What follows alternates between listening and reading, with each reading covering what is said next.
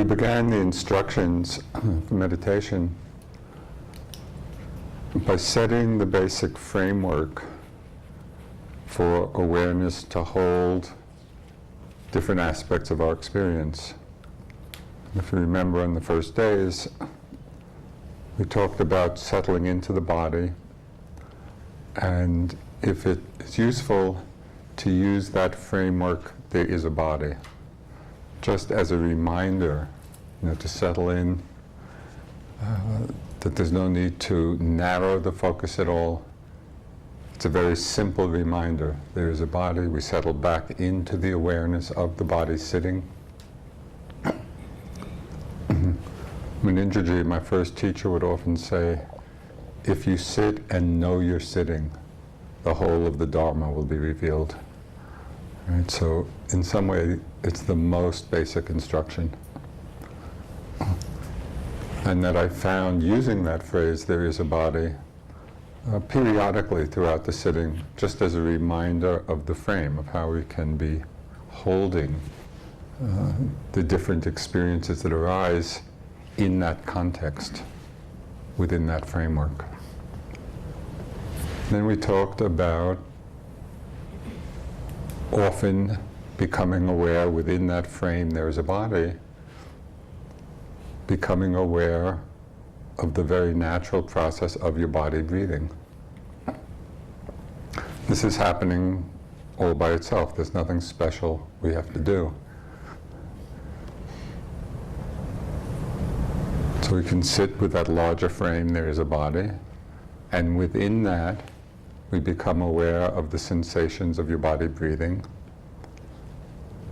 And you may feel it in different ways. Sometimes people feel it throughout their body. Sometimes it's most noticeable at a particular place. Perhaps the rising and falling of the abdomen or the chest, or the air passing the nostrils, going in and out. All of this can remain very simple, relaxed. We're simply settled back into the awareness of the body. There is a body. Within that, we begin to notice the sensations of the body breathing.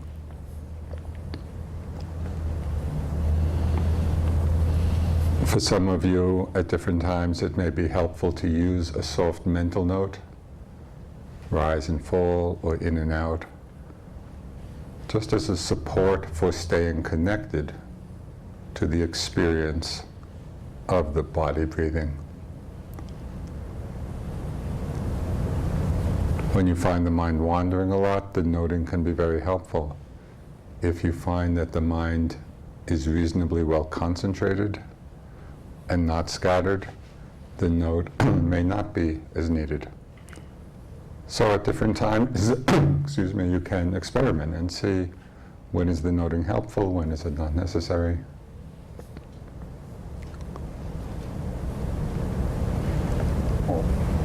In some way, the awareness of the body posture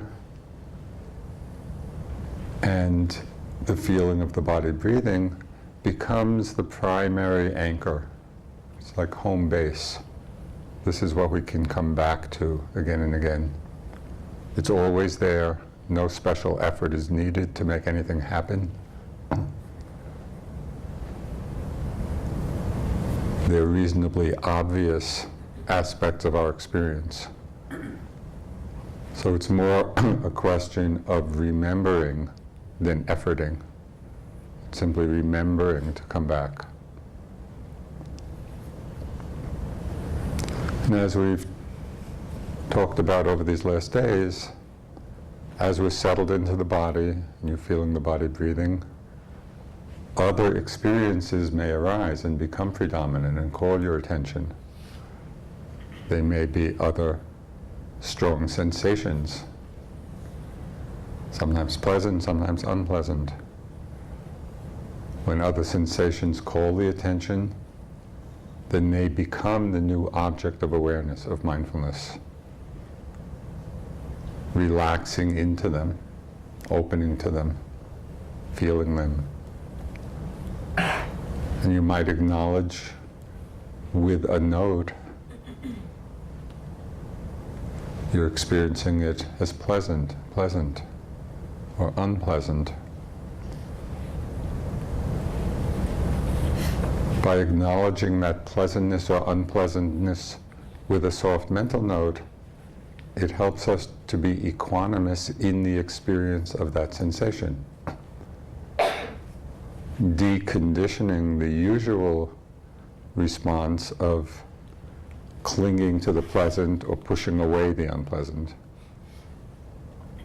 When we're simply being mindful, we experience the pleasant simply for what it is, as a changing, pleasant feeling, or we experience unpleasantness just for what it is, as a changing, unpleasant feeling.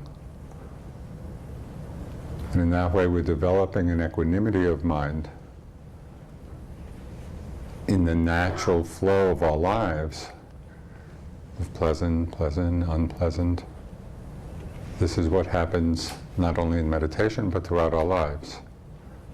So we become mindful of this quality, pleasant, pleasant, unpleasant. And it's particularly noticeable with different bodily sensations. That's why it can be helpful, at least at times, to acknowledge that aspect with a soft note, and to see how those pleasant or unpleasant feeling tones are continually changing. They arise, they're there, they pass away.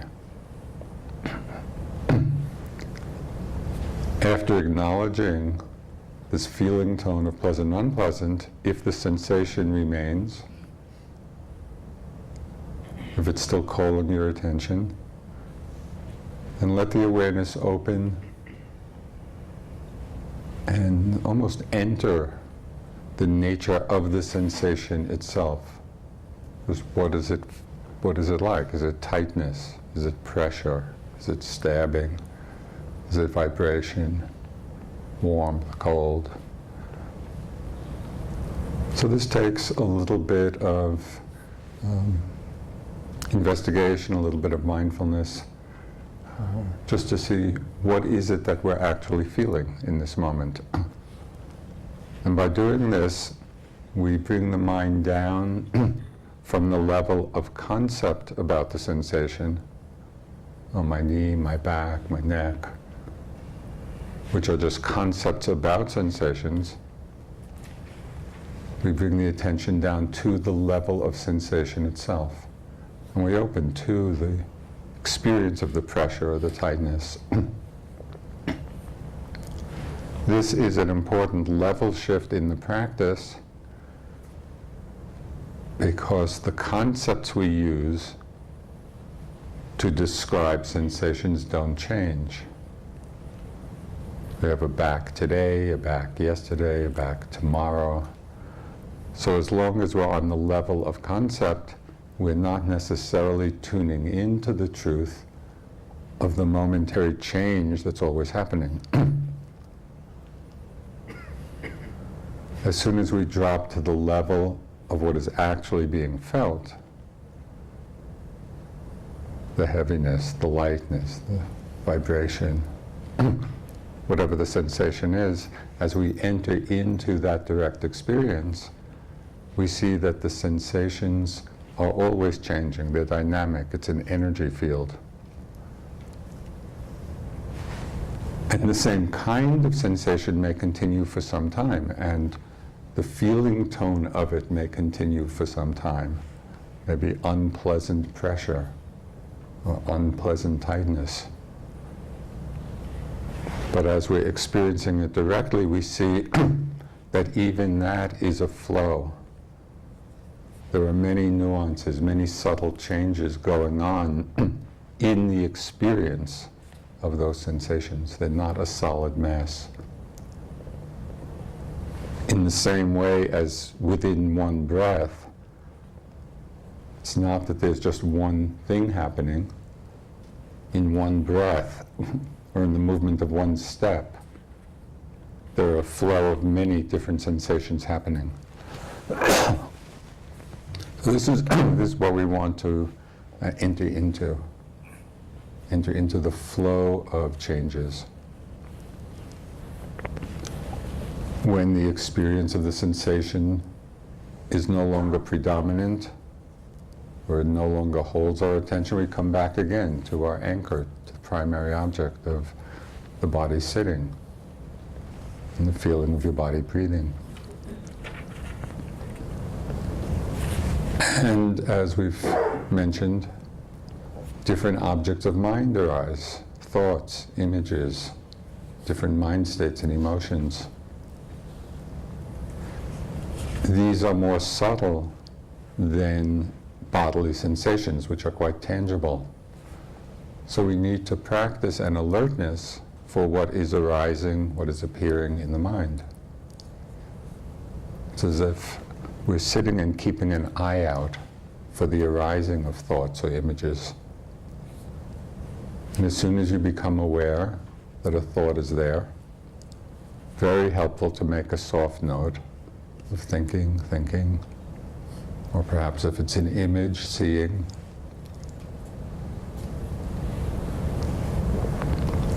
And you might notice where in that thought process you become aware. Very often we become aware of a thought after it's already finished. We're out of it, and then we remember that we were thinking. That's okay. Pay attention to the fact that that's what just happened. Remembering to take delight in the fact that you are already aware again, rather than judge it. Sometimes you'll be aware of the thought in the middle of it. It's like we'll wake up. Sometimes when the mind is clear, we can be aware of the thought just as it's arising. And sometimes even we can be aware of the intention to think, when the mind gets really quiet. With all of this, it's simply to be mindful of what your experience actually was. If you pick it up after it's already finished, fine. Just notice that that's what happened. If you're aware of it in the middle, fine. Be aware that that's what happened.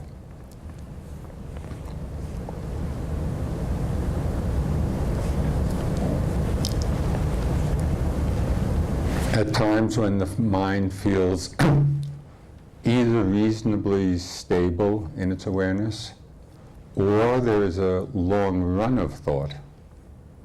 In either case, what's been mentioned, and something I found extremely interesting, when thoughts are there and the predominant experience, sometimes to just hold the question, what is a thought? Right? So we're looking very directly not at the content or the story of it, but what is it as a phenomenon? Now it's very flimsy, it's very ephemeral. So don't try necessarily to fix it as some solid object, but rather be aware as you're looking at what is a thought, you become very intimately aware that it is so ephemeral, that there really isn't much there with regard to it being a phenomena. And by seeing this over and over again, the compelling power of the stories of the thought begins to diminish. Because we see that the thought itself is so insubstantial.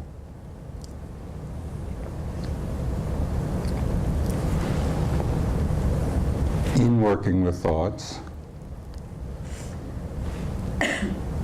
pay particular attention to the difference in your experience between when you are lost and carried away in it, whatever the story may be, the difference in that experience from when you are aware that you're thinking.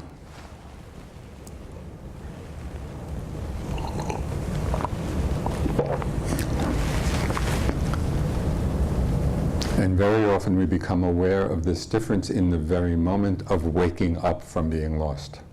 because there the contrast is so clear. Lost, lost, lost, awake. Okay, what just happened? What is that quality of wakefulness, of awareness?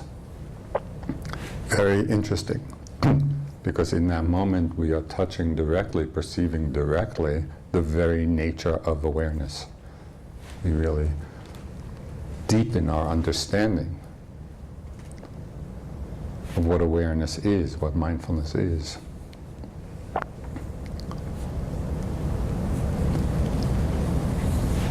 If at times all of these instructions about working with thoughts just seems too confusing, you know, for whatever reason we've kind of lost the clarity about how to work with it or what to do with it,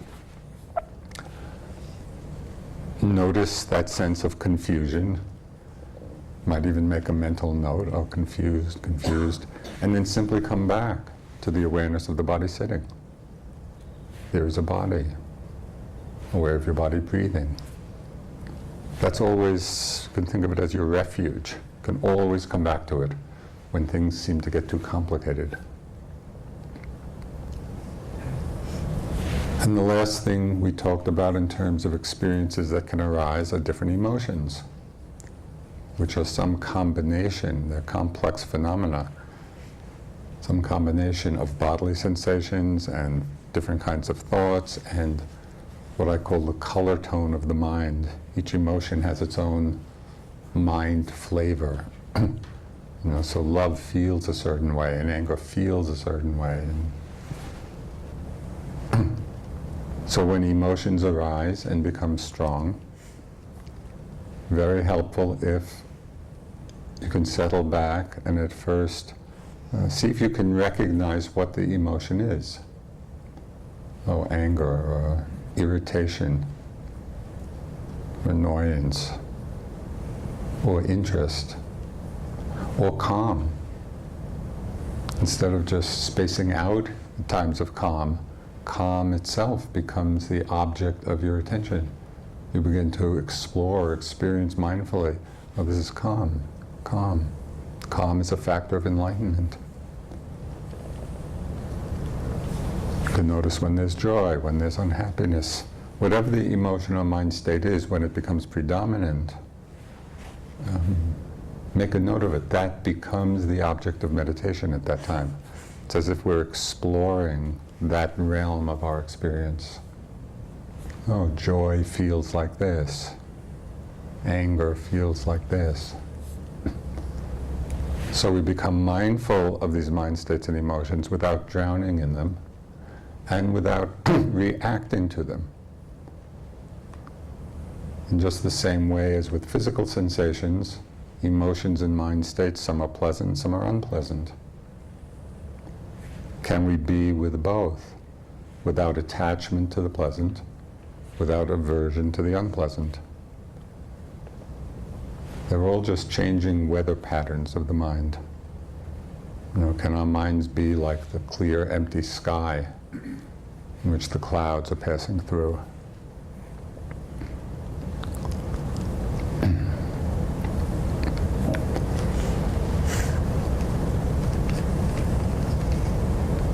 So these are the basic instructions to come back to again and again in understanding how we relate to all these different experiences in our practice. There's one more element of the instructions which I'd just like to offer this morning, and that is beginning to explore and understand that in the meditation, in Vipassana, there is an interweaving of times when there's a directed awareness on the body or on the breathing, and a more open, choiceless awareness. So just to say a few words about that.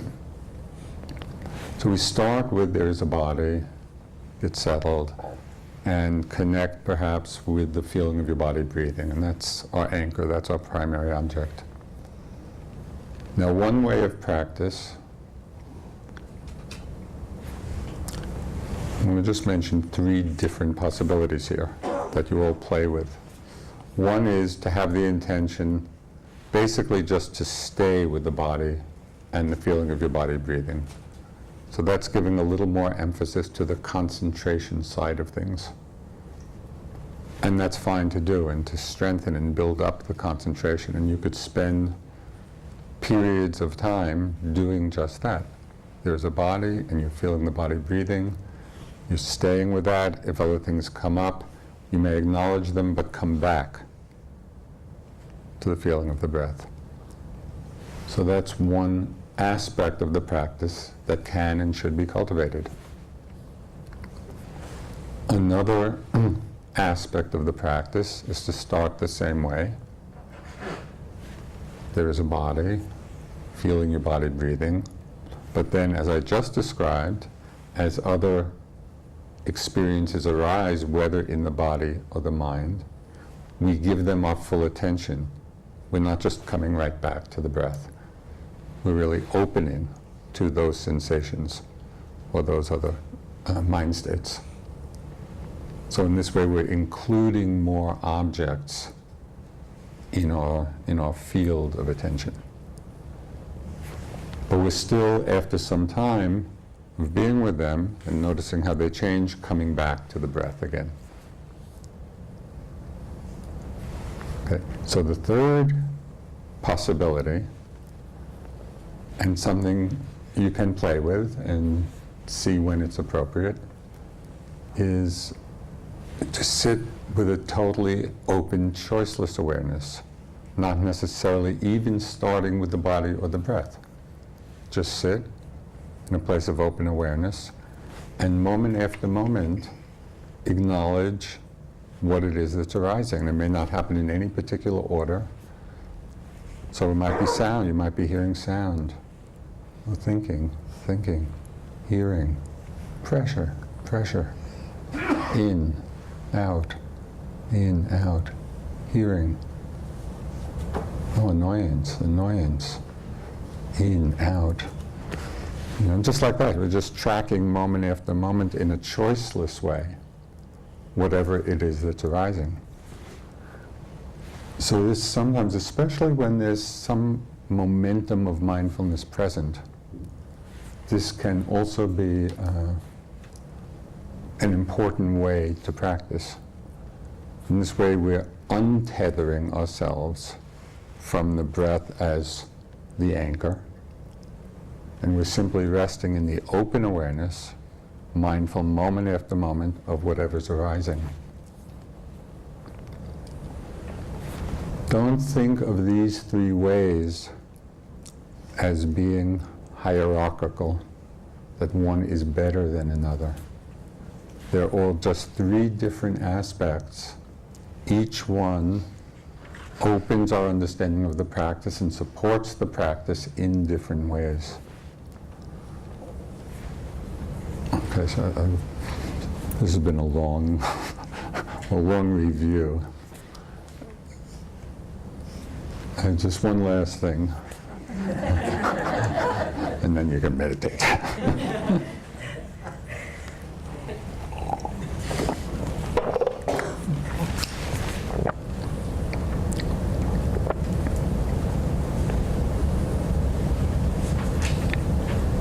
What was that one last thing?